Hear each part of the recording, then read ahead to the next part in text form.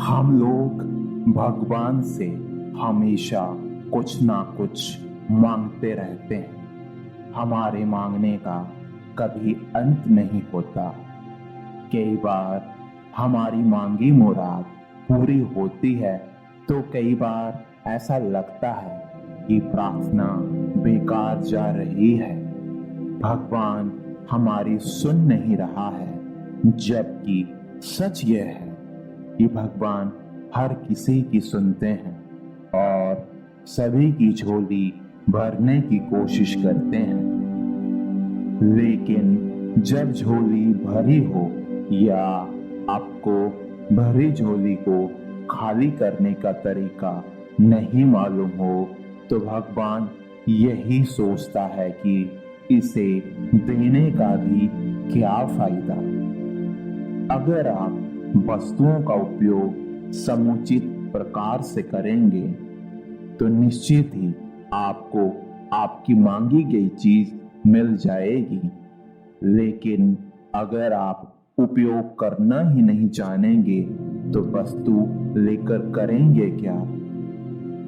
इस संदर्भ में एक रोचक कथा है। भगवान बुद्ध के एक शिष्य ने कहा, प्रभु मुझे आपसे एक निवेदन करना है। बुद्ध ने उसकी ओर देखा और कहा, पूछो।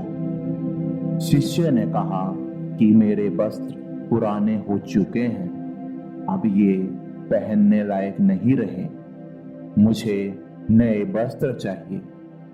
बुद्ध ने शिष्य के वस्त्रों की ओर देखा। वस्त्र बिल्कुल पुराने हो चुके थे। बुद्ध ने दूसरे शिष्य से नए वस्त्र के लिए कहा।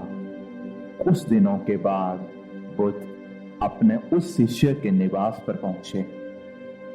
कुछ देर के बाद उन्होंने पूछा, तुम्हें और कुछ तो नहीं चाहिए? शिष्य ने कहा कि मैं इन वस्त्रों में बिल्कुल आराम से हूं, मुझे और कुछ नहीं चाहिए। अब बुद्ध और शिष्य के बीच में संवाद शुरू हुआ जो इस प्रकार है। बुद्ध, जबकि तुम्हारे पास नए वस्त्र हैं तो तुमने पुराने वस्त्रों का क्या किया?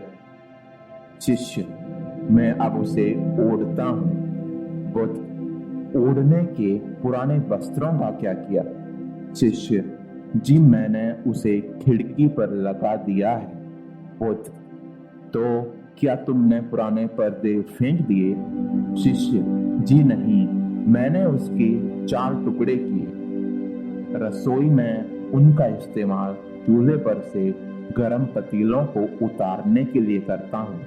बुद्ध, तो फिर रसोई के पुराने कपड़ों का क्या किया? शिष्य, अब मैं उन्हें रसोई साफ करने के लिए प्रयोग करूंगा। बुद्ध, तो रसोई के पुराने वस्त्रों का क्या किया?